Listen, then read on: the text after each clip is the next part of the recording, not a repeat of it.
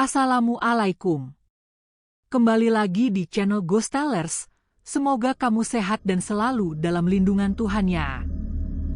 Sebelum kita lanjut ke ceritanya, tekan dulu tombol like video ini. Jangan lupa juga klik tombol subscribe channel ini dan nyalakan juga notifikasinya agar tidak ketinggalan cerita menarik lainnya. Langsung saja, seperti apa kisah kali ini, kita masuk ke ceritanya. Di Dusun Wening, sebuah pemukiman kecil yang tersembunyi di balik barisan perbukitan tandus, hiduplah seorang pria bernama Aksa. Usianya baru menginjak kepala 4, namun garis kelelahan sudah terukir jelas di wajahnya yang berwarna sawo matang. Aksa adalah seorang tukang bubut kayu serabutan. Ia menghabiskan sebagian besar hidupnya di bengkel kecilnya yang beraroma serbuk gergaji dan cat minyak, berjuang setiap hari untuk memenuhi kebutuhan istri, Maya, dan 2 anak mereka yang masih bersekolah.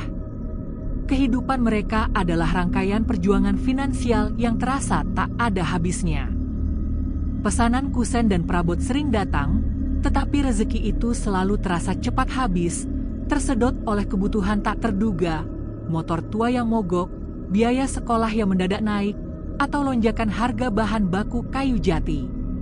Meskipun Aksa dikenal di seluruh Dusun Wening sebagai sosok yang gigih dan memegang teguh prinsip kejujuran, ia tak pernah mau curang dalam takaran atau kualitas pekerjaan, namun hatinya sering dilanda kegelisahan yang mendalam. Ia merasa telah melakukan segala yang ia bisa, bekerja keras hingga larut malam, menjaga kualitas, dan tidak pernah meninggalkan kewajiban salat 5 waktu.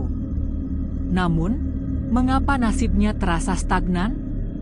Mengapa ia harus terus-menerus terjerat dalam lingkaran setan kekhawatiran finansial?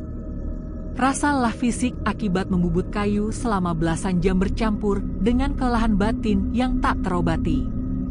Ia merasa seperti berlari di treadmill kehidupan, terus bergerak, tetapi tidak pernah maju. Rasa putus asa itu sering datang tanpa diundang, terutama saat malam menjelang, ketika ia duduk sendirian di teras rumahnya yang dingin, hanya ditemani suara jangkrik dan aroma lembab dari hutan jati di kejauhan. Aksa merindukan sebuah ketenangan yang sejati, ketenangan yang tidak bergantung pada lancarnya pesanan atau penuhnya dompet. Ia merindukan bimbingan spiritual yang terasa konkret, yang dapat mengisi kekosongan di dalam jiwanya. Ia adalah seorang yang taat beribadah, ia tidak pernah meninggalkan salat. Namun, ibadah yang ia jalani terasa kering, hanya sekadar gerakan raga tanpa menyentuh kedalaman jiwa. Pikirannya masih sering melayang ketagihan, ke harga kayu, dan keesokan hari yang tidak pasti. Ia sering berbisik dalam hati, memohon petunjuk. Ya Allah, tunjukkanlah jalan yang Engkau ridai. Berilah hamba petunjuk untuk menemukan kedamaian yang sejati, gumamnya dalam setiap sujud, berharap mendapatkan pengguncangan batin yang akan menyentaknya dari rutinitas yang menjemukan dan kekhawatiran yang membelenggu. Aksa telah mencapai titik jenuh tertinggi dalam hidupnya, di mana ia merasa bahwa dirinya tidak lagi berjuang untuk hidup, melainkan hanya berjuang untuk bertahan. Rasa tertekan ini adalah racun yang perlahan menggerogoti keikhlasannya, membuatnya sulit bersyukur atas hal-hal kecil yang masih ia miliki, seperti senyum Maya atau tawa polos anak-anaknya. Ia tahu, jika keadaan ini terus berlanjut, bukan hanya usahanya yang akan hancur, tetapi juga jiwanya. Malam itu, kegelisahan Aksa mencapai puncaknya setelah seorang kontraktor yang berjanji melunasi utang 20 bingkai jendela menunda pembayarannya lagi dengan alasan klise, proyek belum cair. Aksa merasa marah, frustrasi, dan dikhianati. Padahal, ia sudah bekerja ekstra keras, mengorbankan waktu tidur demi menjaga deadline. Ia merasa telah melupakan inti dari kehidupannya, yaitu ketenangan jiwa, demi mengejar janji-janji palsu duniawi. Ia memutuskan untuk mengantarkan satu pesanan meja kecil ke desa tetangga, berharap mendapatkan sedikit uang tunai untuk membeli beras. Setelah menempuh perjalanan pulang dengan motor tuanya, Honda C70, Jam sudah menunjukkan hampir tengah malam. Jalanan yang ia lalui adalah jalan terpencil dan minim penerangan, hanya diterangi oleh cahaya bulan sabit yang tertutup awan. Angin malam terasa dingin menusuk, dan keheningan malam hanya dipecah oleh suara mesin motor tuanya. Di balik kebutuhannya untuk segera sampai di rumah dan meredakan kekhawatiran Maya, ia juga merasakan ketegangan batin yang meningkat, sebuah firasat aneh yang mengatakan bahwa malam ini nasibnya akan diputuskan di tengah kegelapan hutan jati. Ia telah mencapai titik di mana ia harus menyerah pada keadaan, atau alam semesta akan memberikan respons tak terduga atas semua keresahan yang sudah lama ia simpan di dalam hati. Ia hanya bisa berharap respons itu bukanlah kemalangan yang lebih parah. Seperti sudah ditakdirkan oleh keputusasaan Aksa, di tengah perjalanan pulang yang sangat sepi dan dingin, motor tua Honda C70 miliknya mulai menunjukkan masalah. Mesinnya berbatuk-batuk keras, mengeluarkan asap putih tipis, dan akhirnya mati total tepat di tengah jalan. Motor itu berhenti persis di dekat area yang dikenal sebagai tikungan batu berlumut, sebuah lokasi yang berdekatan dengan batas hutan jati yang gelap. Aksa mencoba menyalakannya berkali-kali, mengutak-atik kabel busi yang ia yakini sebagai sumber masalah. Ia sudah hafal semua penyakit motor tuanya, namun usahanya sia-sia. Mesin itu benar-benar mogok, menolak untuk hidup. Aksa menghela napas panjang, rasa frustrasi memuncak menjadi kemarahan dingin. Sungguh ujian macam apa lagi ini? Sudah uang seret, sekarang motor pun berkhianat. Keluhnya dalam hati, suaranya tercekat oleh amarah yang tertahan. Ia terpaksa menepi, menyandarkan motornya ke tiang listrik yang sudah tua, dan duduk di pinggir jalan, membiarkan kegelapan malam dan dinginnya angin hutan jati merangkulnya. Jarak ke rumahnya masih sekitar 4 kilometer, dan jalanan di sana dikenal jarang dilewati kendaraan pada jam selarut ini. Ponselnya mati karena kehabisan baterai, sehingga ia tak bisa menghubungi siapapun, bahkan Bapak Cipto, tetangga sepuh yang biasa ia mintai bantuan. Aksa duduk lama, tenggelam dalam keputusasaan yang terasa mencekik. Ia merasa Tuhan seolah sedang mengujinya dengan cara yang paling menyakitkan, membuatnya tidak berdaya, sendirian, dan tak berdaya di tengah keheningan yang mencekam. Saat ia sedang larut dalam keputusasaan, ia merasakan rintik-rintik hujan mulai turun membasahi dahinya, mengancam akan segera tumpah. Ia harus segera mencari tempat berteduh. Saat Aksa mendongak, matanya menangkap sesuatu yang sangat kontras dengan kegelapan di sekitarnya. Dari kejauhan, sekitar 100 meter di depan, di antara rimbunnya pepohonan jati dan semak belukar yang seharusnya hanya berisi kegelapan, ia melihat cahaya kuning temaram yang samar. Cahaya itu memancar lembut, seolah berasal dari lampu bohlam kuno yang digantung di teras sebuah bangunan. Aksa merasa sangat heran. Sepanjang pengetahuannya, di area tikungan batu berlumut itu tidak pernah ada rumah, musala, apalagi warung. Lokasi itu hanyalah lahan kosong yang dikenal angker karena dekat dengan area pemakaman lama. Namun, rasa penasaran bercampur dengan kebutuhan mendesak untuk berteduh dari hujan yang mulai turun lebih deras, mengalahkan rasa takutnya. Mungkin ada musala kecil yang baru dibangun warga desa sebelah, yang penting aku bisa berteduh dan menunggu pagi, pikirnya, mencoba mencari penjelasan yang logis. Ia memutuskan untuk mendorong motornya ke arah cahaya itu. Meskipun motor tua itu terasa sangat berat, dorongan harapan baru memberinya energi yang tak terduga. Ia mendorong motornya dengan sekuat tenaga di jalan yang mulai becek. Semakin dekat ia berjalan, semakin jelas bangunan itu terlihat.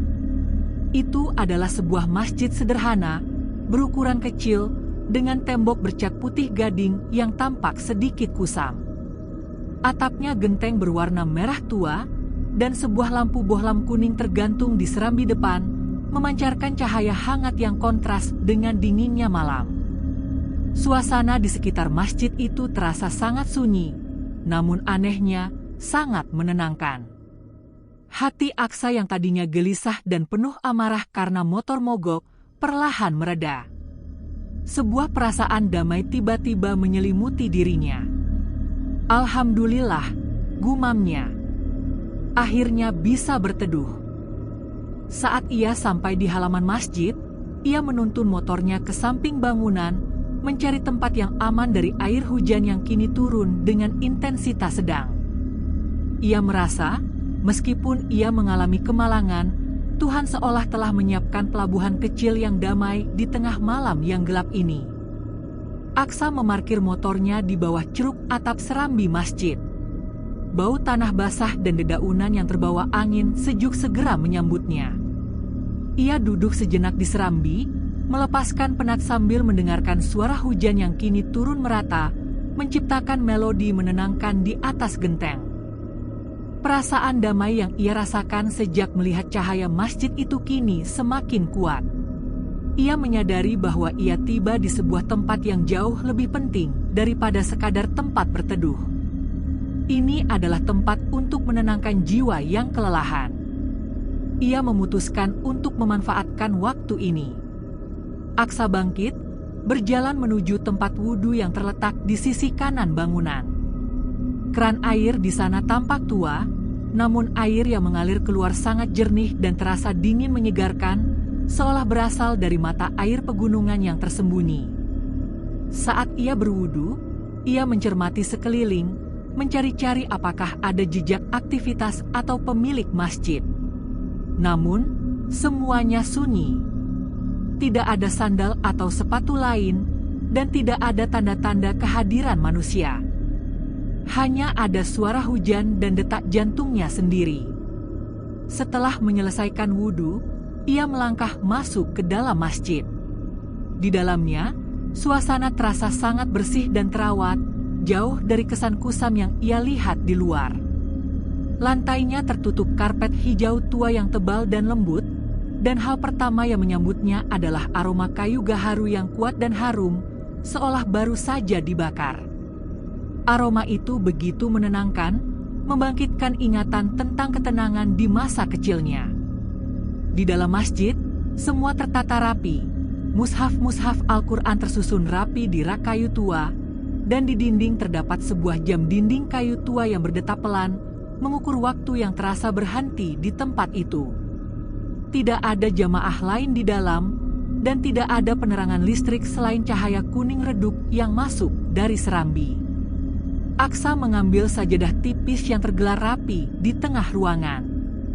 Ia berdiri menghadap kiblat dan mulai menunaikan salat sunnah 2 rakaat, disusul dengan salat fardu isya yang belum sempat ia tunaikan. Selama salat, ia merasakan kehusyukan yang luar biasa, sesuatu yang jarang ia dapatkan saat salat tergesa-gesa di rumah. Semua beban pikiran, utang, motor mogok, kontraktor yang ingkar janji, semuanya terasa terangkat. Ia memanjatkan doa, bukan lagi meminta rezeki lancar, tetapi memohon kekuatan hati dan keikhlasan untuk menerima segala takdir. Usai salat, Aksa duduk bersila di atas sajadah, melanjutkan dengan berzikir.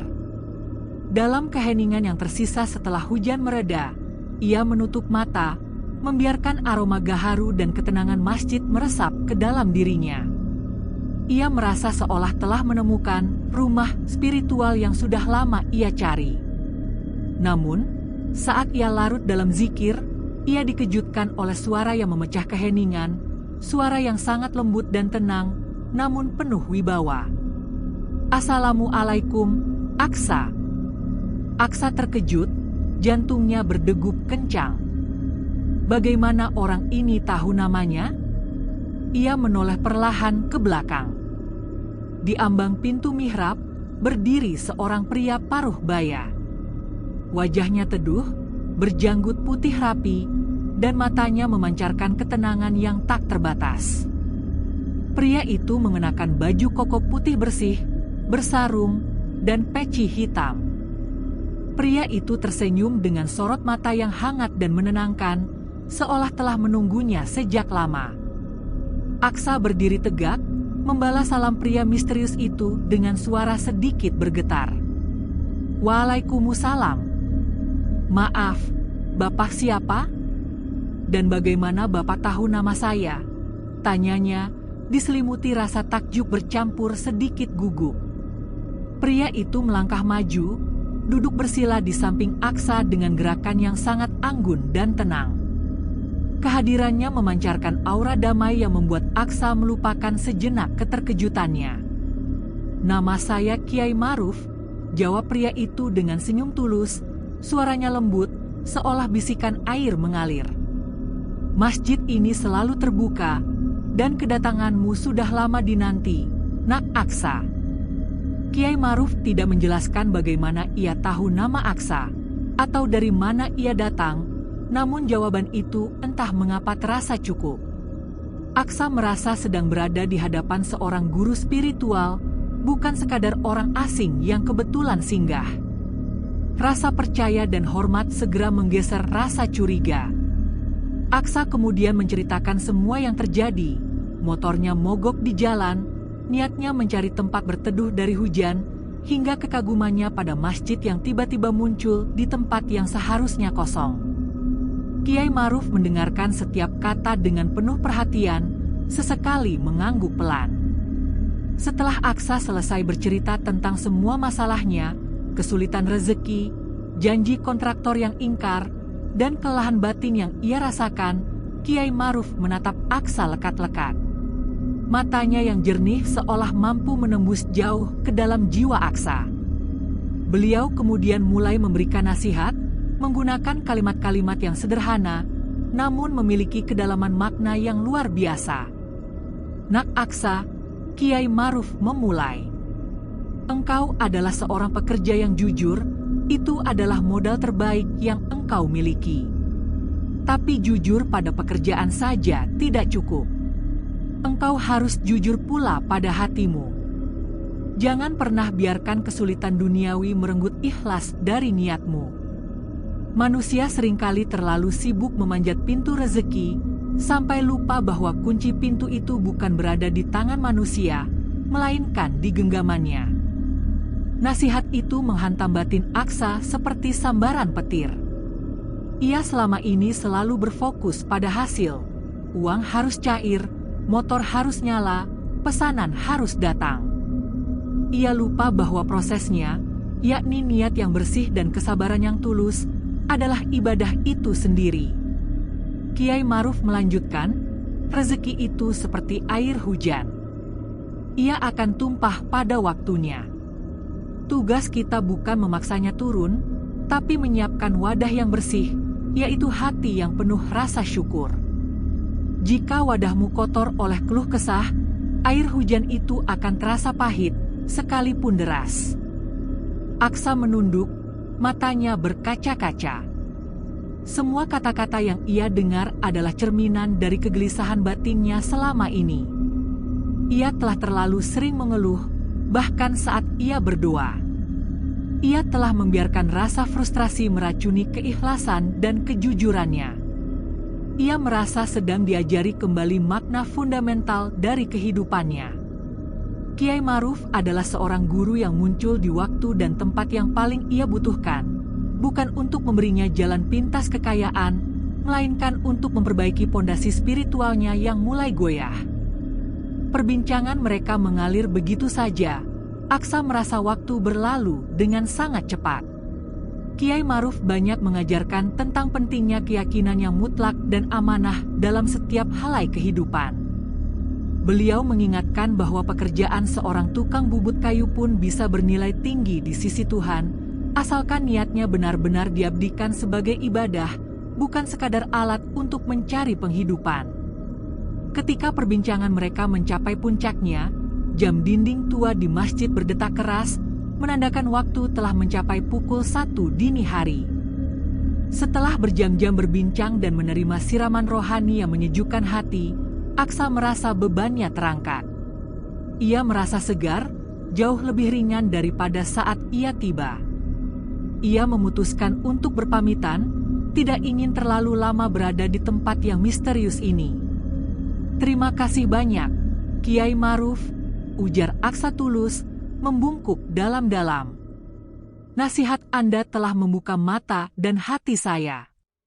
Saya berjanji akan selalu menjaga amanah dan keikhlasan.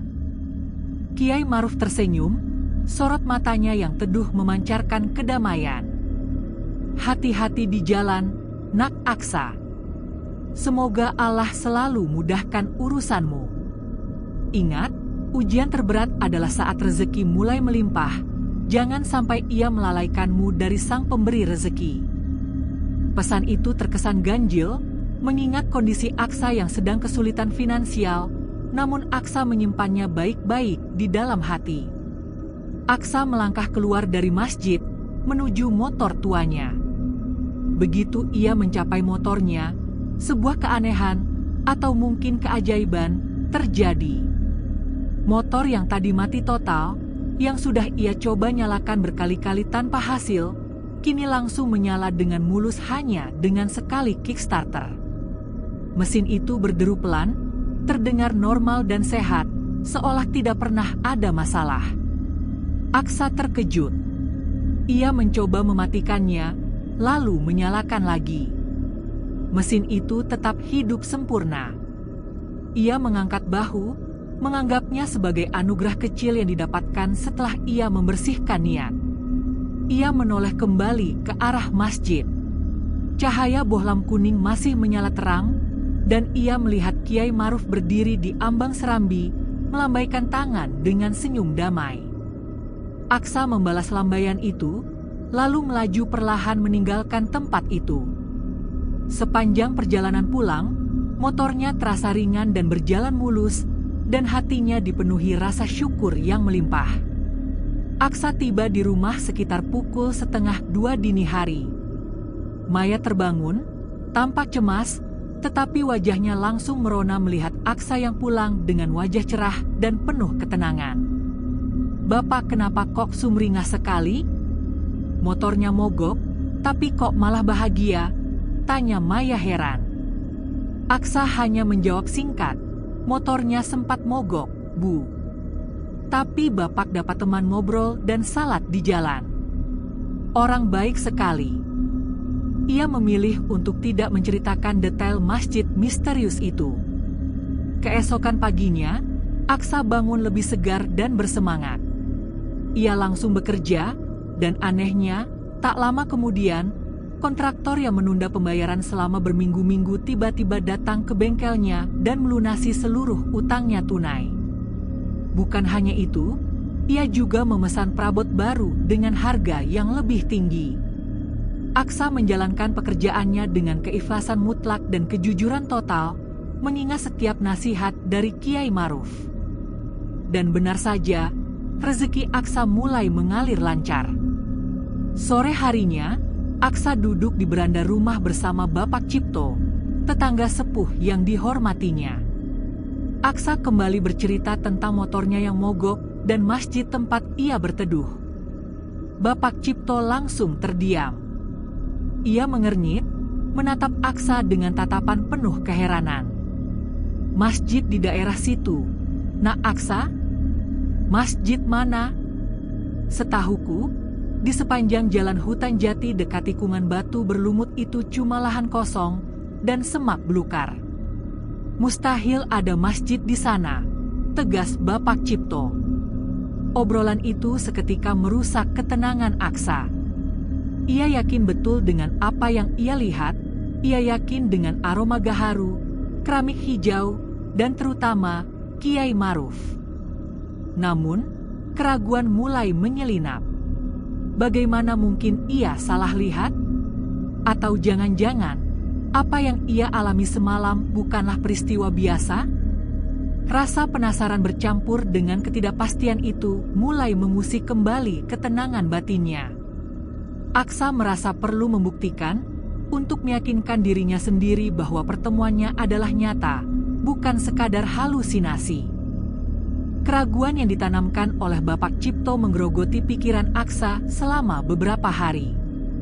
Di satu sisi, ia merasakan berkah spiritual yang nyata dari pertemuan itu. Ia menjadi lebih tenang, lebih sabar, Dan anehnya, pekerjaan mulai datang bertubi-tubi. Kontraktor yang menunda bayaran tiba-tiba melunasi utangnya, dan beberapa pesanan baru datang dari luar desa.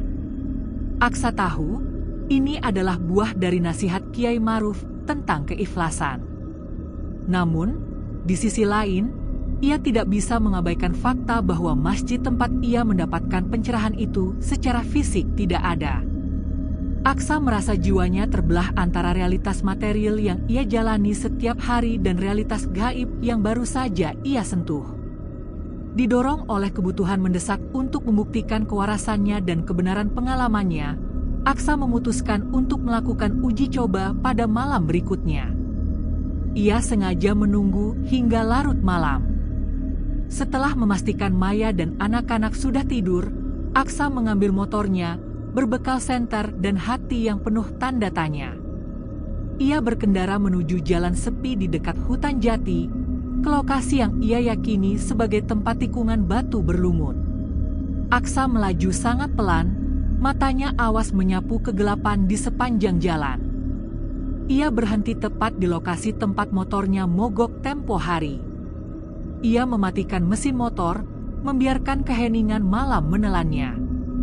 Ia menunggu, dan terus menunggu, berharap melihat cahaya kuning temaram yang lembut itu muncul lagi. Angin malam berhembus dingin, hanya membawa suara dedaunan kering yang bergesekan. Gelap. Sangat gelap. Hanya ada rimbunan pohon jati yang menjulang tinggi, dan suara angin yang berdesir, tetapi tidak ada cahaya sama sekali.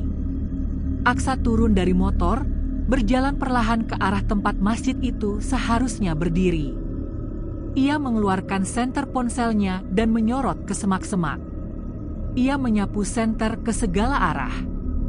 Yang ia temukan hanyalah tanah kosong, rumput liar, ilalang yang tinggi, dan beberapa bongkahan batu yang tertutup lumut.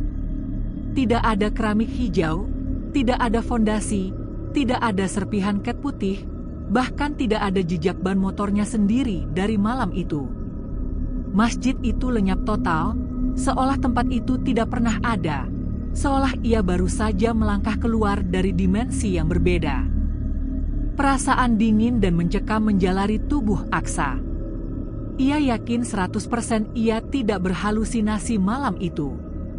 Aroma gaharu yang menenangkan, air wudhu yang dingin, senyum Kiai Maruf, semua itu terlalu nyata untuk sekadar halusinasi. Ia berdiri mematung di tengah kegelapan, merenungkan implikasi dari pengalamannya. Jika masjid itu hanya muncul sebentar, lalu menghilang, itu berarti tempat itu berada di antara dua dimensi. Dan jika begitu, Kiai Maruf memang bukan manusia.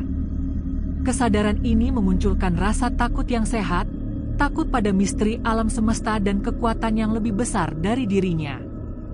Namun, di atas rasa takut itu, Aksa merasakan kerinduan yang kuat.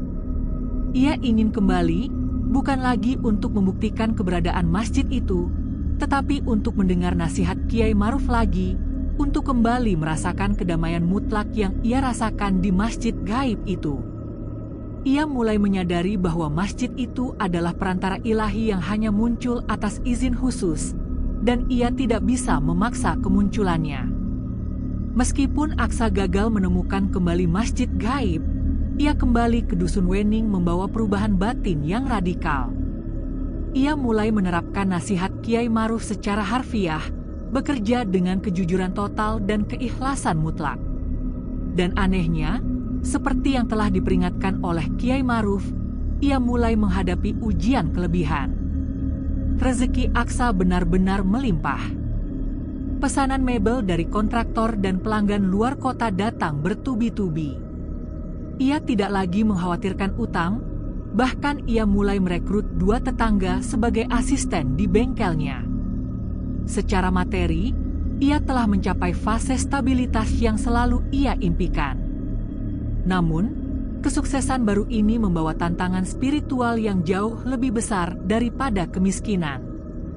Kesibukan barunya itu membuat Aksa harus bekerja dari pagi hingga hampir subuh. Waktu istirahatnya sangat minim, dan yang paling parah, kualitas ibadahnya menurun drastis. Salat wajibnya sering terasa terburu-buru, hanya sekadar gerakan raga. Salat sunnah tahajud dan duha yang tadinya ia jaga, kini sering terlewat karena kelelahan atau deadline pekerjaan.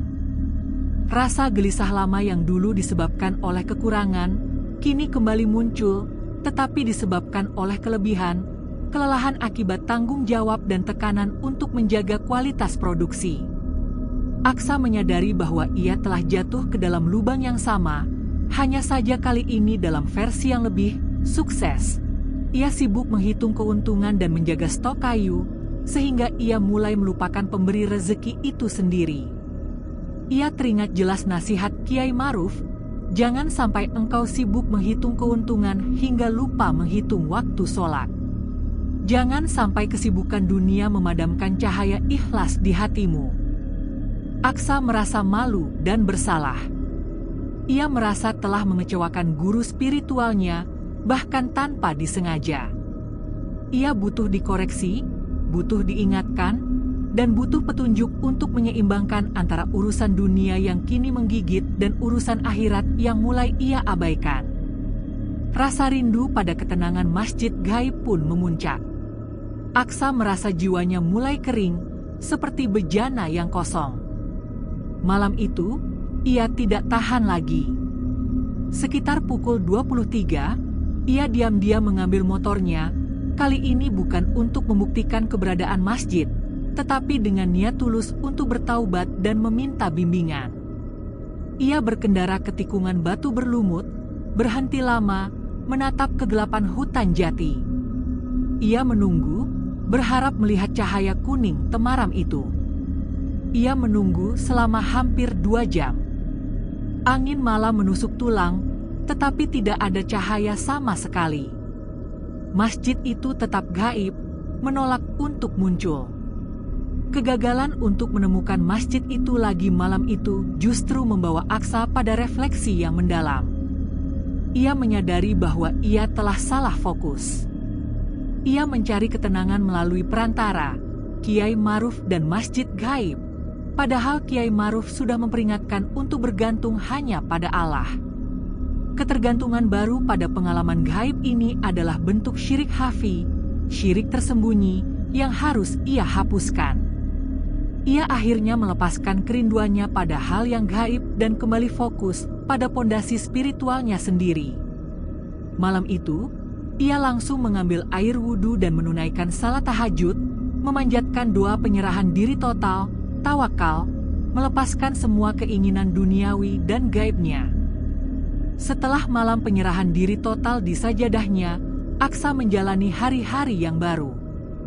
Ia kini tidak lagi mencari-cari cahaya kuning temaram di pinggir hutan jati. Ia fokus menjaga kualitas ibadah dan kualitas pekerjaannya di tengah kesibukan yang luar biasa. Ia sadar bahwa kunci rezeki adalah kebersihan hati, bukan mencari bangunan fisik atau entitas gaib. Beberapa minggu kemudian, Aksa mendapat pesanan mebel besar dari kontraktor baru di kota kecil sebelah. Suatu sore, saat mengantarkan pesanan kayu ke penyuplai di desa sebelah, ia berpapasan lagi dengan Bapak Cipto. Mereka duduk di warung kopi tua di pinggir desa, dan obrolan mereka kembali mengarah pada misteri yang sempat menghantui Aksa. "Nak Aksa," panggil Bapak Cipto, suaranya pelan dan serius. "Aku jadi kepikiran soal ceritamu itu. Aku sudah tanya-tanya ke beberapa sesepuh yang lebih tua, yang tinggal di perbatasan hutan jati." Jantung Aksa berdegup, tetapi ia mendengarkan dengan saksama tanpa memotong. Bapak Cipto mengisap rokoknya dalam-dalam. "Kakek buyutku dulu pernah cerita. Di dekat tikungan batu berlumut itu memang pernah ada musala kecil yang dibangun oleh seorang kiai yang sangat ikhlas dan suci hatinya. Setelah bangunan fisiknya hancur dimakan usia, banyak yang percaya bahwa masjid itu berpindah dimensi. Rohani masjid itu masih berdiri, dan penjaganya..." Bapak Cipto mencondongkan badannya, menurunkan volume suaranya hingga nyaris berbisik.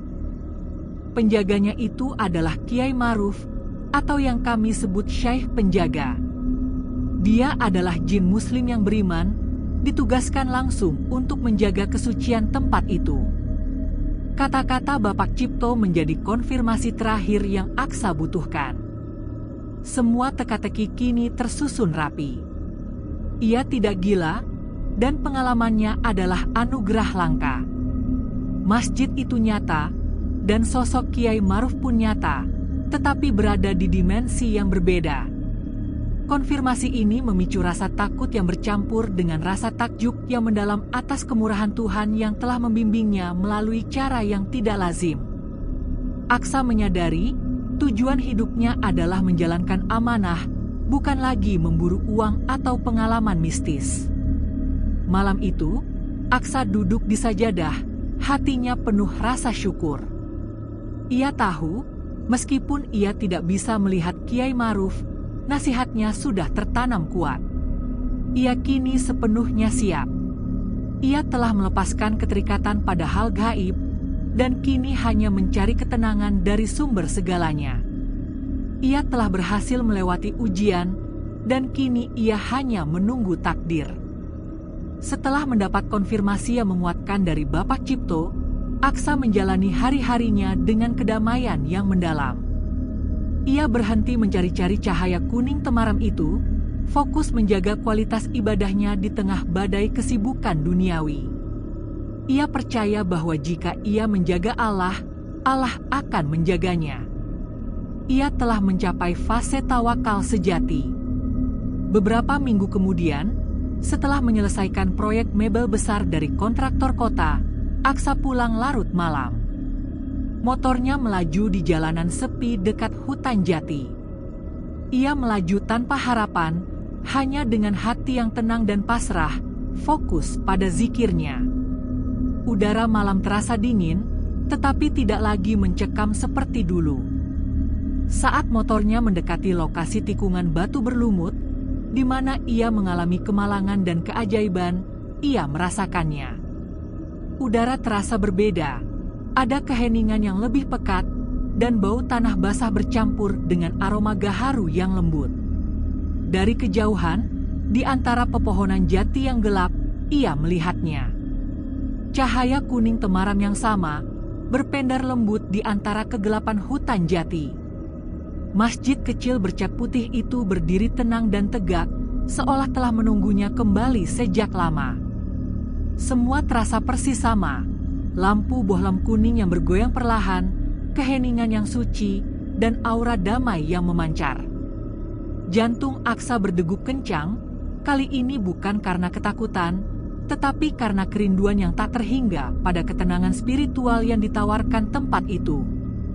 Ia tahu, ini adalah hadiah. Aksa memarkir motornya. Dengan langkah hati-hati dan penuh penghormatan, ia menanggalkan alas kakinya dan masuk.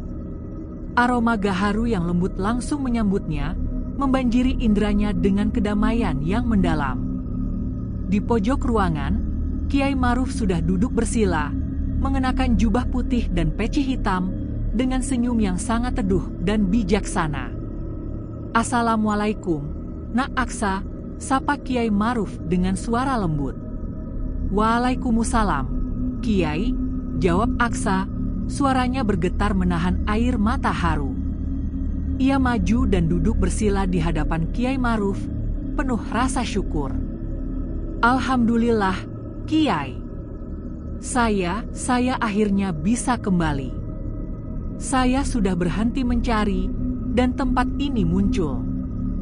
Kiai Maruf tertawa kecil, suara tawanya sangat ringan. "Bukankah saya sudah bilang? Masjid ini terbuka untuk siapa saja yang Allah kehendaki.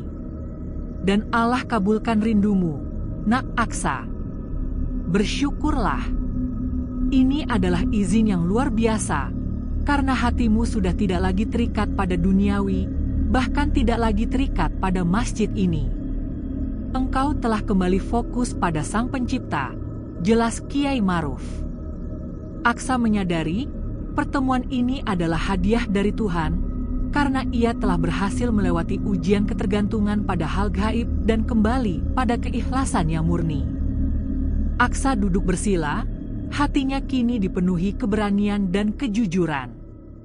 Ia memulai percakapan, menceritakan semua keraguannya, termasuk tentang kelancaran rezeki yang ia rasakan setelah pertemuan pertama, dan bagaimana kelimpahan itu justru menjadi ujian baru yang hampir merusak ibadahnya.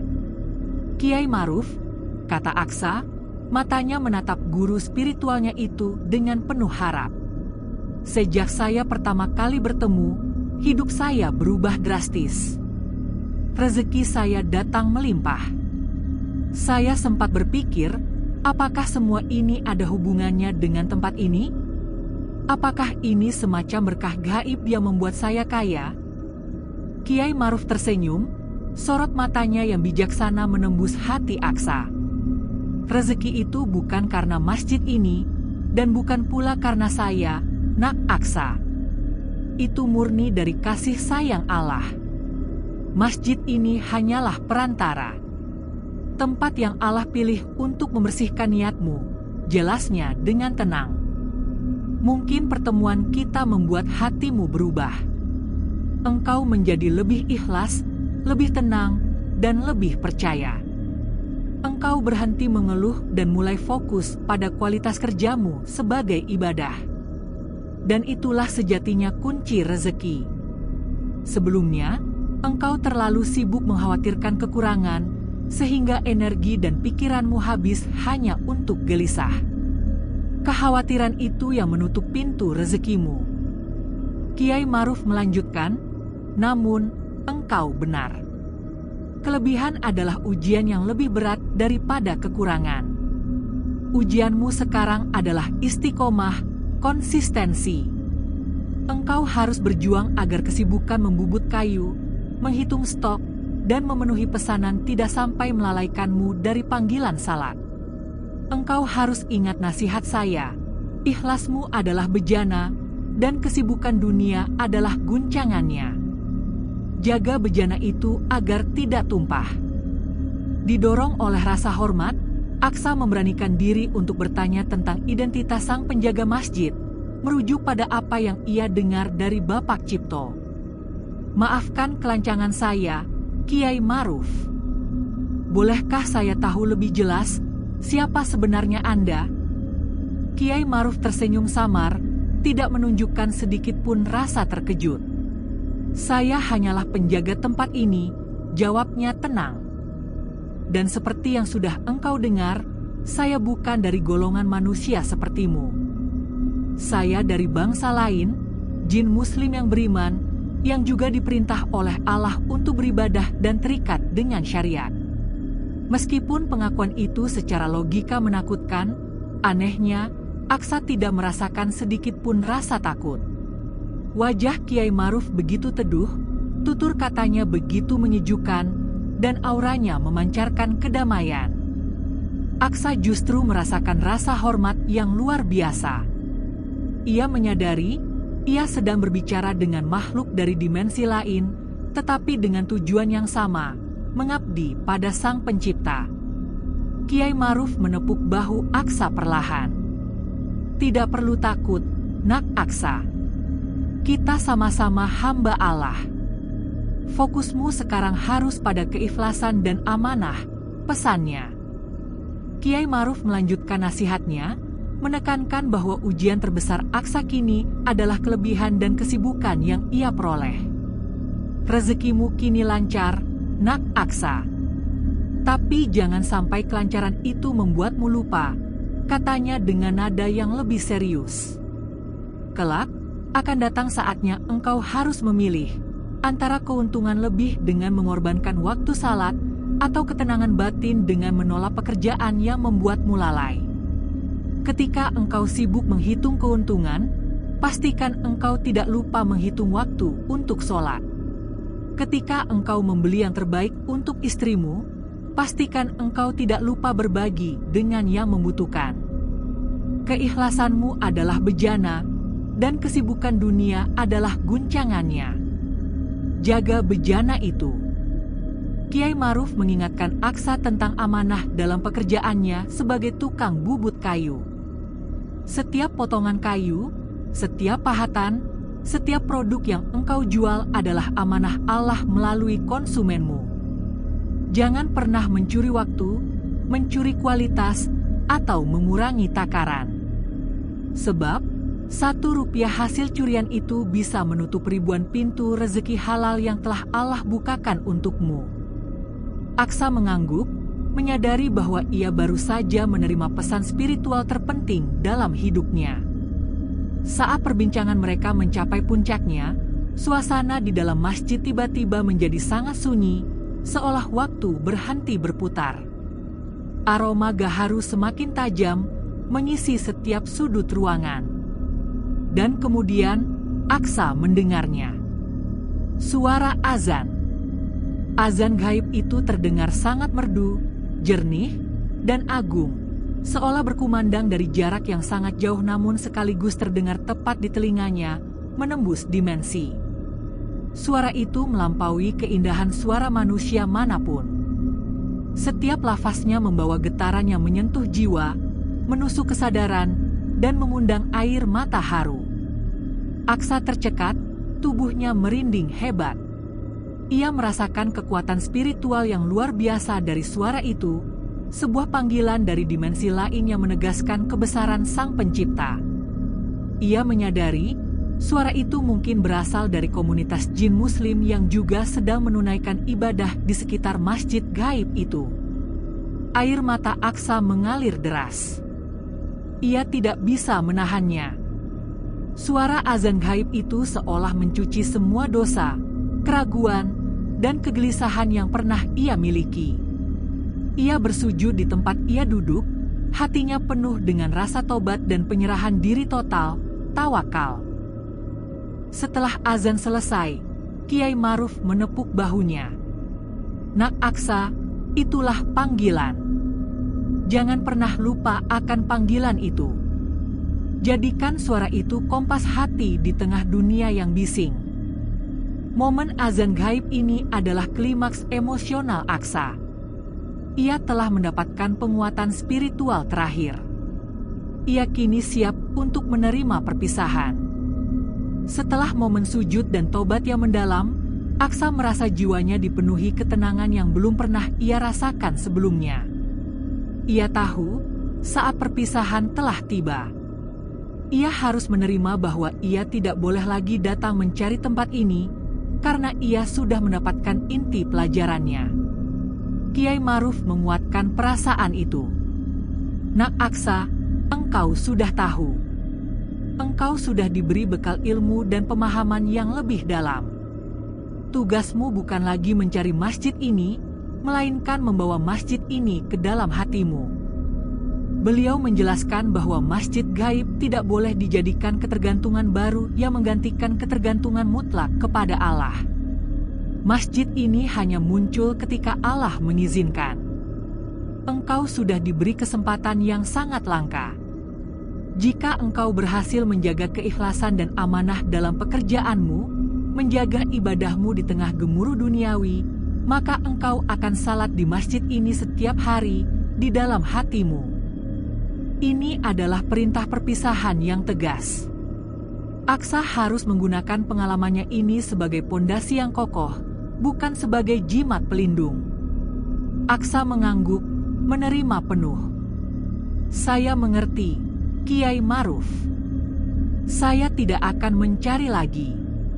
Saya akan jadikan nasihat Bapak sebagai kompas hidup. Saya tidak akan pernah lupa akan azan gaib itu, janjinya.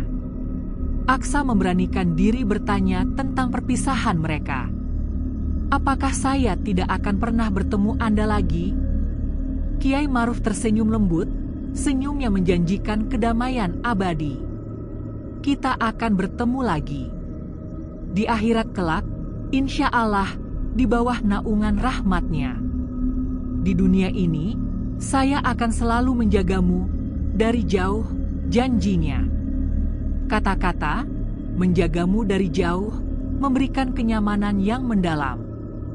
Aksa merasa memiliki seorang penasihat spiritual yang mengawasinya, menguatkan keyakinannya bahwa ia tidak sendirian dalam perjuangannya melampaui batas dimensi.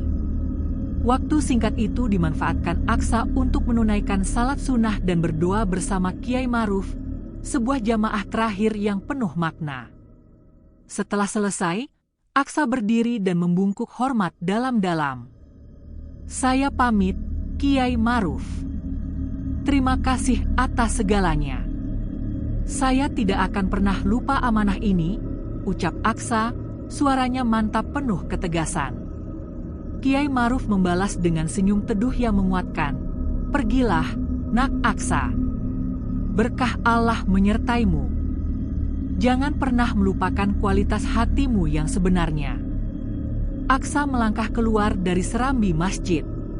Ia tidak berani menoleh ke belakang, memegang teguh keyakinan bahwa ia harus menjaga hati agar masjid itu tetap hidup di dalam jiwanya, bukan di belakang punggungnya.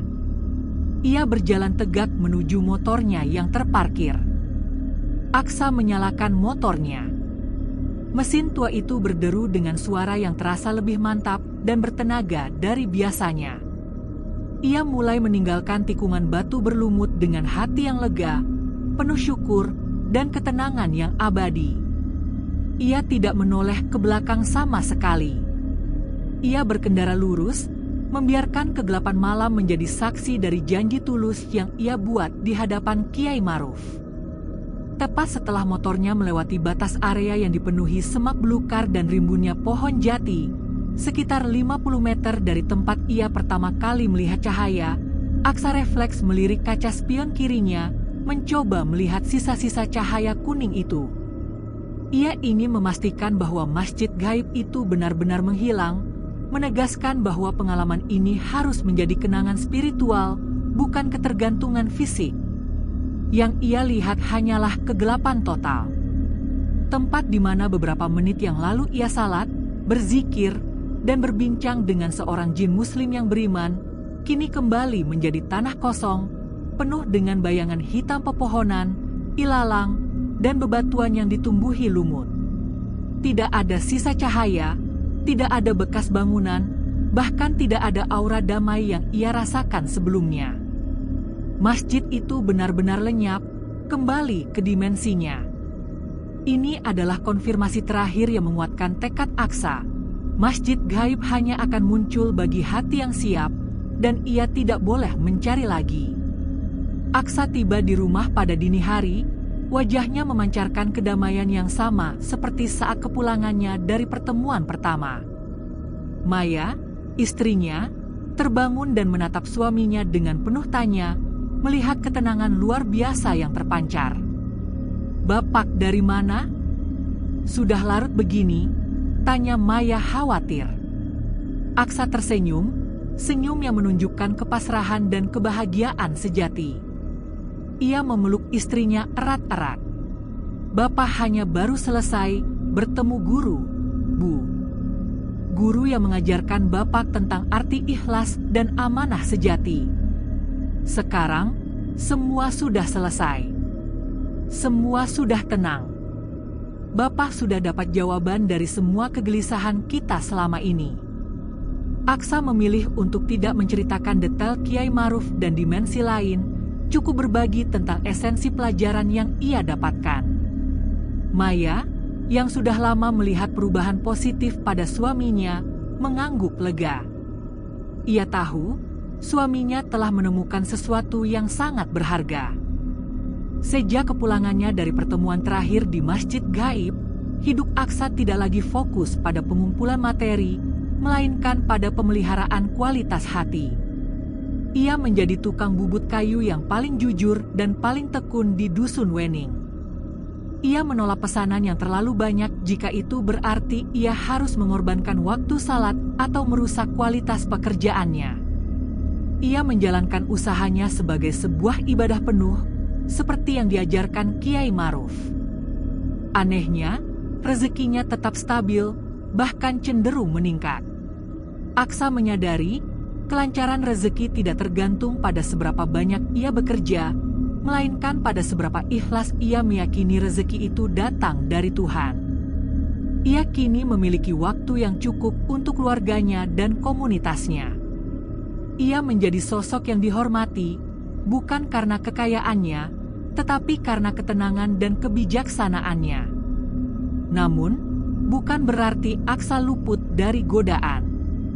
Beberapa tahun kemudian, usahanya berkembang pesat. Bengkelnya membesar, dan ia mulai memproduksi mebel dengan kualitas premium. Datanglah seorang pengusaha besar dari kota yang menawarkan proyek puluhan kali lipat dari yang biasa ia kerjakan.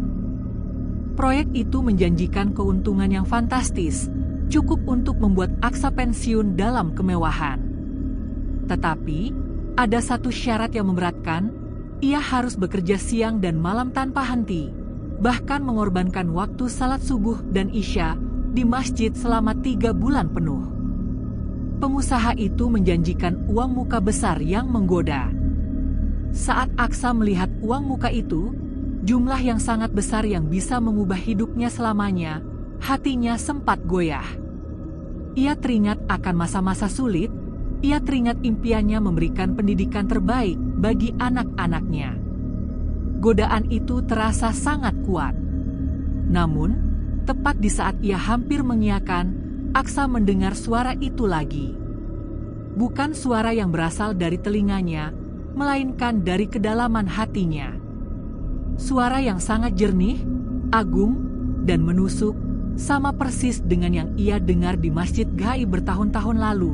Suara azan gaib. Allahu Akbar, Allahu Akbar. Suara itu menggema di dalam batinnya, membangkitkan ingatan akan keagungan Kiai Maruf dan janji perpisahan mereka. Azan gaib itu adalah peringatan spiritual yang datang tepat waktu. Itu adalah cara Kiai Maruf menepati janjinya untuk menjaga dari jauh, menggunakan panggilan suci itu sebagai kompas hati Aksa di tengah hiruk pikuk duniawi. Aksa tersadar dari lamunannya. Ia menyadari ia hampir jatuh ke dalam lubang yang sama, menukar kualitas hati dengan kuantitas materi. Ia tersentak, menatap pengusaha itu dengan mata yang sudah kembali jernih. "Maaf, Tuan," ujar Aksa dengan ketenangan luar biasa. "Saya tidak bisa menerima proyek ini dengan syarat seperti itu. Saya punya tanggung jawab lain yang lebih besar dari uang. Saya tidak bisa mengorbankan ibadah demi pekerjaan." Aksa menolak uang muka besar itu, sebuah keputusan yang dianggap gila oleh banyak orang. Namun, ia tidak peduli. Ia kembali pada prinsipnya, menukarkan ketenangan hati dengan janji duniawi yang fana. Ia telah berhasil melewati ujian akhir yang jauh lebih besar daripada sekadar motor mogok. Ia telah membuktikan bahwa masjid gaib itu kini benar-benar bersemayam di dalam hatinya. Penolakan Aksa terhadap proyek besar itu mengundang banyak bisikan di dusun Wening. Sebagian menganggapnya gila, sebagian lagi memandangnya sebagai sosok yang sangat religius namun naif. Aksa tidak mempedulikan penilaian orang. Ia kembali pada rutinitasnya, bekerja dengan jujur dan ikhlas, menunaikan salat tepat waktu di masjid desanya, dan menikmati waktu berkualitas bersama Maya dan anak-anaknya. Meskipun ia menolak proyek raksasa, rezekinya tetap mengalir melalui pesanan-pesanan kecil yang stabil dan berkelanjutan. Aksa akhirnya mengerti makna nasihat Kiai Maruf, rezeki yang berkah tidak diukur dari jumlahnya, melainkan dari ketenangan hati yang dibawanya. Aksa kini memiliki rezeki yang cukup dan hati yang tenang, sebuah kombinasi yang jauh lebih berharga daripada kekayaan tanpa kedamaian.